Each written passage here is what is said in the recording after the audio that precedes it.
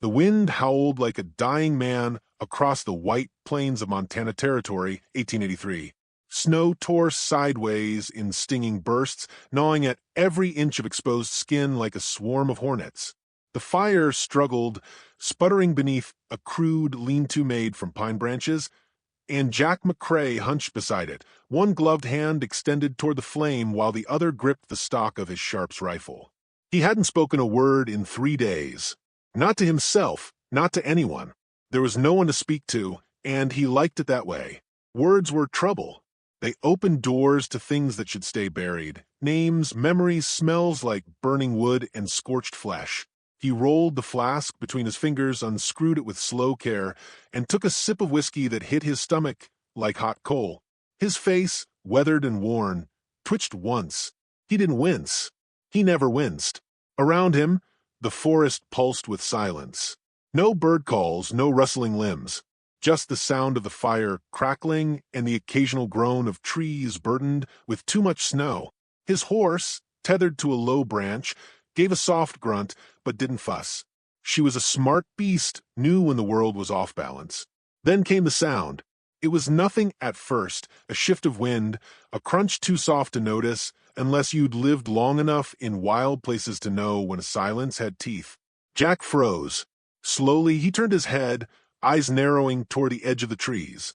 His hand, bone white from the cold, slid along the length of his rifle, resting near the trigger. Another crunch. Closer. He moved like a ghost, rolling behind a log and positioning the rifle over the wood. His breath misted from his nose in slow, controlled exhales. Then he saw her. A figure stumbled into the edge of his firelight. She wore no coat, just a torn shift and one boot. Her other foot was raw and bleeding, leaving smears across the snow. Her hair clung to her face in frozen clumps. When her eyes met his, they were wild, not in the way a coyote's eyes were wild, but like someone running from something they couldn't outrun. She didn't speak. She staggered 2 steps forward, collapsed to her knees, and fell face first into the snow. Jack didn't move for a second. Traps came in all shapes, but she didn't move again. No one followed. He cursed under his breath and slung the rifle over his shoulder. By the time he reached her, her lips were already blue. He rolled her onto her back. She was young, maybe 22, maybe younger. A gash ran down her cheek, still weeping blood despite the cold. Her wrists bore red bands like she'd been bound. "Damn it," Jack muttered. He carried her to the fire, laid her gently near the flame. She stirred only once, whispering something he couldn't make out. He stripped his coat and wrapped it around her trembling body, then reached for his canteen. When he tipped it to her lips, she gagged, but drank. The snow fell heavier now, muffling the world in white silence. Jack eyed the trees again. Still no sign of others. He pulled another log into the fire, added dry moss for heat. She shivered violently, then curled in on herself like a dying animal. Hours passed. When she finally opened her eyes again, it was just past dawn. The storm had calmed. Her voice was a rasp. "Where?" Jack looked up from the rabbit he was gutting. "Safe for now." She blinked, disoriented. Her fingers twitched, reaching for something that wasn't there. "Name?" He didn't answer. He never gave his name first. She cleared her throat, swallowing with effort. "Clara. Clara Reeve." Jack nodded once. "You runnin' from something, Miss Reeve?" Her eyes darted toward the tree-lean. Then she laughed, a short, broken sound. "You could say that." He handed her a chunk of meat already cooked. She took it with trembling fingers, bit into it like someone who hadn't eaten in days. "You from around here?" he asked. "No," she chewed slowly, eyes never leaving his face. "You gonna kill me?" "If I was, I'd have let the cold do it." Silence stretched again.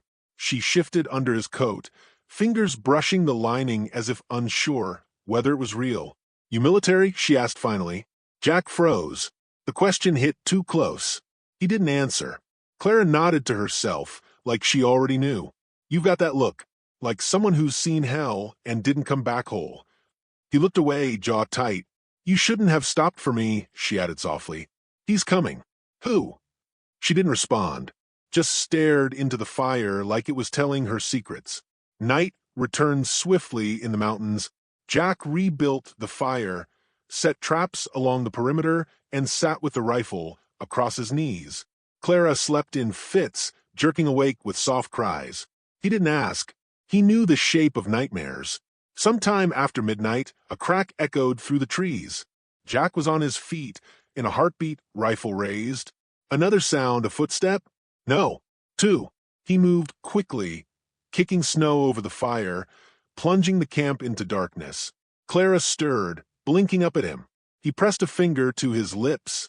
From the trees came the sharp click of a rifle being cocked. Then a voice, rough and southern.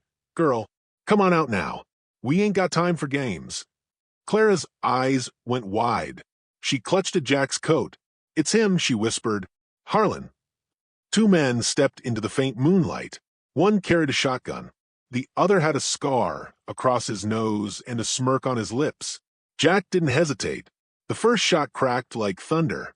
Scarnose dropped, mouth open in shock, blood pooling in the snow. The second man ducked, firing blindly. Jack rolled behind a stump, the blast tearing through the pine bark. Clara had vanished behind a log. Smart. Jack waited, listened. Crunch. He pivoted and fired. The second man dropped. Silence returned. Smoke curled from the rifle barrel, warm against the cold. Jack rose slowly, checking the bodies. They weren't bounty men. Too sloppy. But they were looking for Clara, no doubt. She stood behind him now, barefoot in the snow, eyes glassy. "You shouldn't have helped me," she said again. "You said that already." "They'll keep coming." Jack nodded slowly, eyes on the blood staining the snow. "Then we keep moving." He let her dress in the spare clothes he carried. She didn't complain about the oversized shirt or stiff boots. Just cinched the belt tight and pulled her hair back with a strip of rawhide. Her cheek was healing, but her eyes were older now. Not scared, hardened. They packed light. No fire, no smoke. Just the horse, the rifle, and a direction northwest toward higher ground and deeper forest. As they walked, Clara finally spoke again. "His name is Harlan Decker. He runs what you might call a family business out of Wyoming. Men, guns, whiskey, and women." Jack said nothing, just kept walking. "I was supposed to marry his son," she went on. "Saw something I shouldn't have. A girl, 14. She didn't survive the night. Her voice cracked. I ran. I've been running 3 weeks." Jack didn't look back. "You plan to keep running forever?" She shrugged. "Until I can breathe again." They made camp in a ravine that night, hidden beneath overhanging rock. Clara curled into herself near the cold ashes of a long-dead fire. Jack kept watch, eyes sharp, mind clearer than it had been in years. He found her watching him. "You got a name?" "Jack." She nodded. "You don't talk much, Jack." "Most folks say too much." Clara laughed softly. The sound surprised them both. A pause. Then, "Why help me?" she asked. Jack looked at her, his voice low. "'Cause once, a long time ago, someone should have helped my wife. No one did." Clara's expression changed. "She died?" "They both did." She didn't ask who the other was. She didn't have to. They slept in turns. When Jack finally closed his eyes, Clara stood watch with his rifle balanced awkwardly on her knees. He dreamed of fire, not the kind that burned skin, but the kind that lit eyes. His wife's eyes. His daughter's laugh. The way they'd screamed when he jerked awake to Clara shaking his shoulder. "Riders," she whispered. 3, maybe 4. "They've got dogs." Jack sat up, eyes burning with fury, not fear. "Time to go." They ran with the dawn, disappearing into the endless white. And somewhere behind them, the hounds began to howl. The snow was softer underfoot now, melting into slush where the midday sun managed to peek through the clouds. Jack led the way, rifle slung tight against his back, eyes scanning the ridgeline above for movement. Clara trailed behind, clutching the reins of the horse with both hands. Her face was pale, lips chapped, but her stride was steady. They had walked for hours without speaking. The silence between them wasn't awkward. It was the kind forged through danger, a mutual understanding that words weren't always necessary. Still, something simmered beneath the quiet. Jack felt it, in the way Clara's eyes lingered on his back, in the tension in her jaw whenever she glanced behind them. Around a bend, they reached the banks of a half-frozen stream. Jack stopped, crouched low, and dipped 2 fingers into the current. "We'll cross here," he said. Clara didn't argue, but her voice was hesitant. "Water's fast. It's shallow, but cold." He studied her for a moment. "You got the strength?" She nodded. "I'm not delicate." He liked the steel in her voice, even if it wavered. He handed her the reins and stepped into the icy flow. Water bit at his legs through wool and leather, and each step was a battle against the push of the current. Halfway across, he turned and reached for her hand. She took it. They crossed slowly, the horse hesitating before finally splashing through. By the time they reached the other side, both of them were shivering. Clara's boots sloshed, and she stumbled, knees buckling. Jack caught her by the arm. "Keep moving," he said. "Once we stop, cold will come for the bones." They found shelter in a thicket of cedars, shielded from the wind. Jack stripped off his coat and wrapped it around Clara again. She didn't thank him, didn't need to. Her eyes met his, and in them something unspoken passed, trust, perhaps, or debt.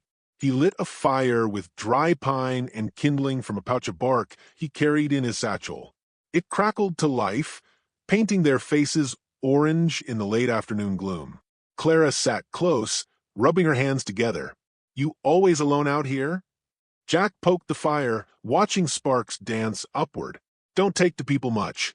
"You weren't always like that." "No. War." He gave a slow nod. "Virginia. 59 to 65. I was a child when it ended." Jack smiled faintly. "I feel every damn year." Clara tucked her legs beneath her, expression unreadable. "You said your wife and daughter." He didn't answer at first. The silence grew heavy. Then he spoke, voice like gravel. "Post-war, we homesteaded near Cheyenne. Built a house with my hands. Raised pigs, kept to ourselves. One day, a crew of men rode in. Said they were looking for deserters. I wasn't one, but I had worn blue, and in their eyes that was enough." He stared into the fire. "They torched the barn. My wife tried to fight. They made her watch what they did to our daughter before they slit her throat. Then they left her for the flames." Clara looked away, blinking hard. "God.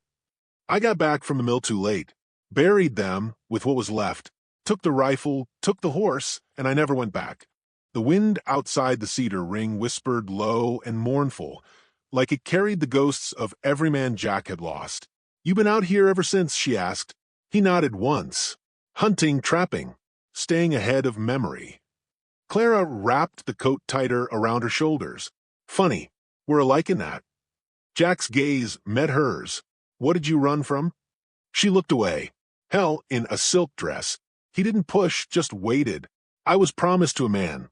Marshall's son, John Decker. Seemed respectable. Rich, handsome, in that smug kind of way." She rubbed her arms, remembering. "One night I went looking for him. Found him in the stable behind the saloon with a girl. She was small, maybe 14. She wasn't alive anymore." Jack exhaled slow through his nose. "I screamed. Harlan Decker, his father, he heard. Said I misunderstood. Said I had hysterics." He smiled, Jack. Smiled, like I was a piece of meat he hadn't tasted yet. She stared into the fire, voice low. "I ran that night. Took a horse, rode west. Hid in barns. Stole bread. Slept in ditches. First town I got to, I heard they'd posted a bounty." Jack leaned forward. "For what?" "Accused me of murder. Of thievery. Said I poisoned John out of jealousy." Jack's face tightened. "And people believed it. Harlan's men make sure of it. He owns sheriffs, judges, even Pinkertons. The kind of power that don't answer to the law." Jack spat into the fire. "There's always someone richer. Meaner." She nodded slowly. "But you know what scares me most?" "What?" "That a part of me thought I deserved it. That I was stupid enough to think I could live that life and not become a part of their rot." Jack's voice was quiet. "You didn't do what they did. You saw it. That's what scared them. Clara's eyes shimmered in the firelight. I thought if I ran far enough, it would go away. But it's like you said, memory has a long reach. They sat in silence, bound not by words but by shared scars. Jack reached into his coat and pulled out a small pouch. Inside was a locket burnt around the edges. He handed it to her. My daughter's. Found it in the ash? She opened it gently. Inside was a tiny sketch, a girl no more than 6 with curls and a gap-toothed smile. She looks like she was happy, Clara said softly. She was. Clara handed it back, but he shook his head. Keep it. I've held on long enough. She took it with care, as if it weighed 100 pounds. Later, they moved again, deeper into the foothills, where ridges rose like frozen waves and shadows moved strange through the trees. They found shelter beneath a rocky overhang and let the horse graze nearby.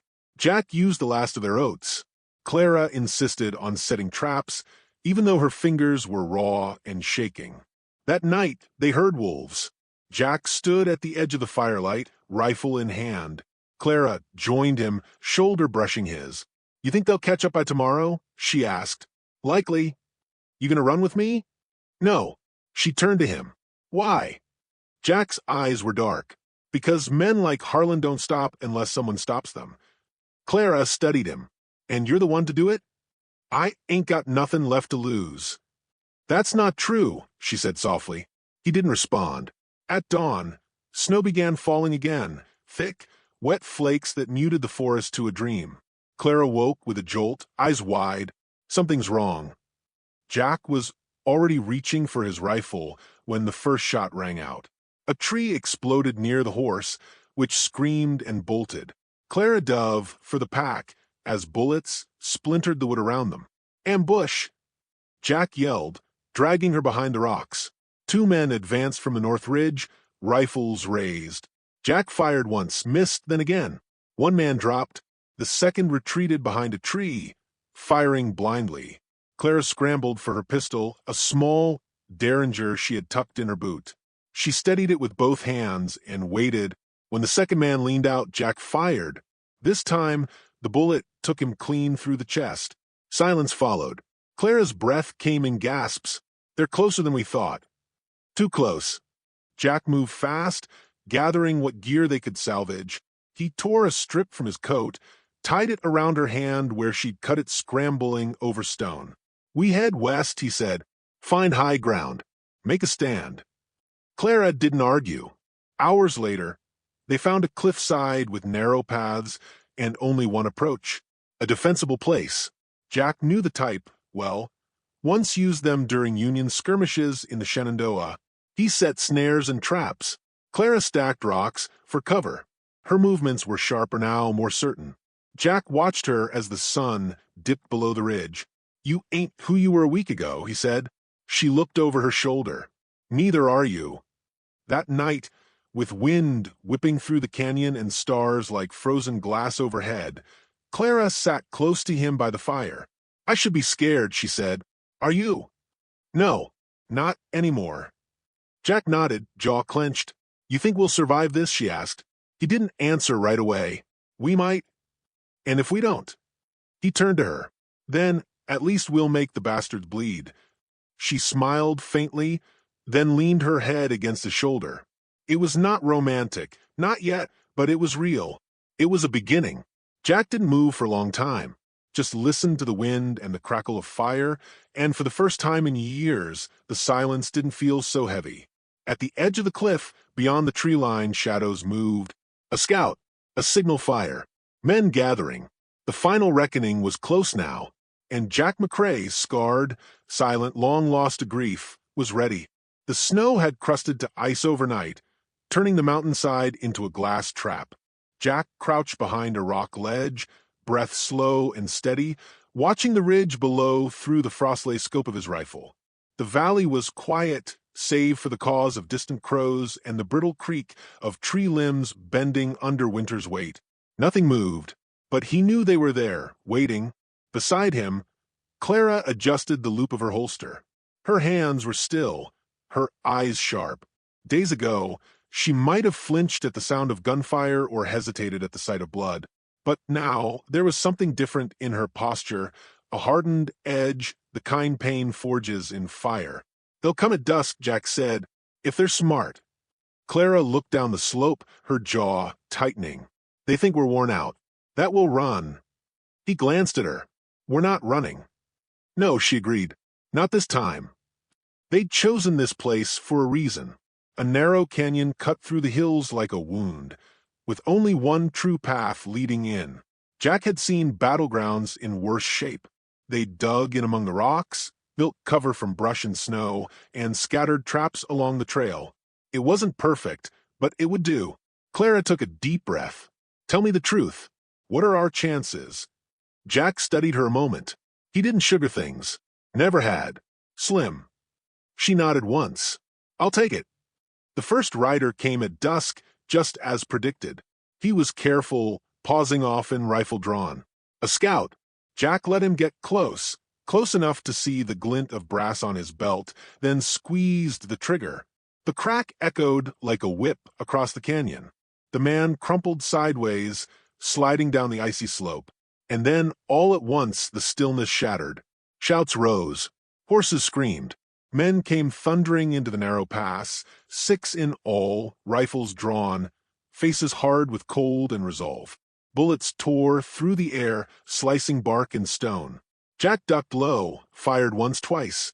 Clara moved like she'd been trained, smooth and precise, dropping behind the stone barricade and drawing her pistol.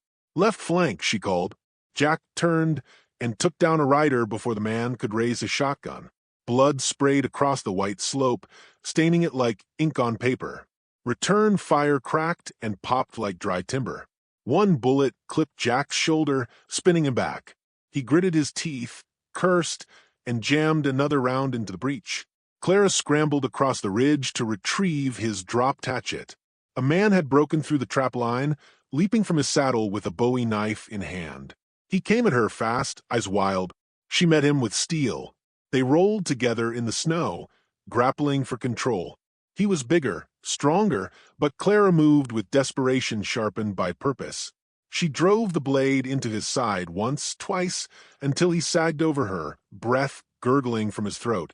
Jack hauled himself up and pulled her clear. "You all right?" She nodded, panting. "You." Still standing. For down. 2 more charged the slope, yelling, ignoring the danger. One tripped a snare and was flung backward, neck twisted at an unnatural angle. The last man, tall and lean, dropped to a knee and fired a volley that forced Jack and Clara into cover. He was better trained, better disciplined. Jack peered through a crack in the rocks. "That's no hired gun. That's a Pinkerton." Clara's voice was hoarse. "You sure?" "Saw men like him in Memphis.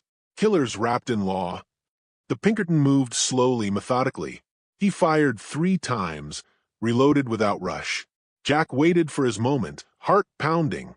Snowflakes began to fall again, muffling sound, smearing the edges of the world. Then the man made his mistake. He stepped into the open just a hair too far. Jack fired. The bullet struck just below the collarbone, spinning him sideways. He fell to the ground, tried to rise, then collapsed. Silence returned, but it felt like a held breath. Clara crawled beside Jack, eyes sweeping the slope. "That's 6, she whispered. Jack kept watching. "Harlan will be close. He don't send others to finish his work." They waited, guns ready, nerves raw. The wind picked up, tearing through the canyon like a ghost scream. Clara's hand found Jack's, not in fear but in defiance. And then he came. A dark horse emerged from the trees, slow and deliberate. Atop it sat Harlan Decker, older now, gray at the temples, but with that same vicious calm in his eyes. He wore a long black coat, spotless, and a silver revolver on his hip. He dismounted without a word. Jack stepped from cover, rifle aimed at Harlan's chest. "You're trespassing," he said. Harlan smiled. "Jack McCrae. I was wondering who the girl found. Should have guessed it'd be a ghost." Jack didn't lower the rifle. "She's under my protection." Harlan's smile faded. "That's so. She saw what your boy did." "Lies," Harlan said, voice quiet. "The kind whores tell to explain why they run. Jack's finger tightened on the trigger. "You call her that again, and I'll drop you where you stand." Clara stood beside Jack now, her pistol raised. Her voice was clear. "I saw him kill that girl. You covered it up. And now you're here, killing more men to keep it quiet." Harlan's eyes narrowed. "Justice comes for traitors. You signed your own sentence the moment you fled." Jack took a step forward. "Maybe, but I reckon this ends here." For a moment, none of them moved. The wind howled between them, and time seemed to stretch. Then Harlan reached for his revolver. Jack fired. The bullet caught him in the thigh, and he staggered with a cry of rage. Clara moved instantly, circling wide, forcing Harlan to pivot. 2 shots cracked, hers and his. Harlan's missed. Hers didn't. He fell backward into the snow, eyes wide with surprise, blood blooming from his chest. Jack stood over him, breathing hard. "You should have stayed in hell," he said. Harlan tried to speak. Then he didn't. Clara holstered her pistol, shoulders sagging. "It's over." Jack looked at her. "Maybe." They buried the bodies in shallow graves near the ridge, marking each with a stone. Neither spoke during the task. There was no celebration, no joy, only exhaustion and something like peace. By dusk, the clouds broke and golden light spilled across the mountains. Clara sat on a boulder, watching the horizon. "What now?" she asked. Jack leaned against a tree, arm bandaged, face unreadable. "Start over, if you want." "You?" He shrugged. "I'm tired of running. Might be time to stop." She smiled faintly. "You think we can? After all this?" "Not sure," he said, "but we can try." Weeks passed. They found an abandoned cabin near the base of the Bitterroots. Jack fixed the roof. Clara cleared the land. They hunted together, cooked in silence, and spoke only when needed. But the quiet was different now. Not hollow. Shared. One morning, Clara came in from the river, cheeks flushed. "There's a trader in town asking questions." Jack looked up. "Friend." "Don't think so." He loaded his rifle, but didn't reach for his coat. "I'll handle it," Clara said. He raised an eyebrow. She smiled. "I'm not running anymore." She rode into town alone and came back with a sack of flour and a bag of coffee. No one followed. They spent that evening by the fire. Jack handed her a scrap of paper, a rough drawing of the homestead he'd once lost. Clara studied it, tracing the lines. "You want to build this again?" she asked. "Not the same. Something new." She looked at him. "Together? If you'll have me." Clara took his hand. "I already do." The fire crackled. Outside, spring began to whisper through the trees, melting the last of winter's grip. And far away, the world kept turning, unaware that 2 broken souls had found each other in the ashes. So, what do we take from this tale? Maybe it's this: some strangers cross our path for a reason. Not to break us, but to remind us what we still carry deep down: courage, love, and the will to rise. If this story moved you, don't forget to like, subscribe, and share your thoughts in the comments. And tell us, have you ever met someone who changed everything in just one night? The sky was the color of dried blood by the time Clara spotted the first rider.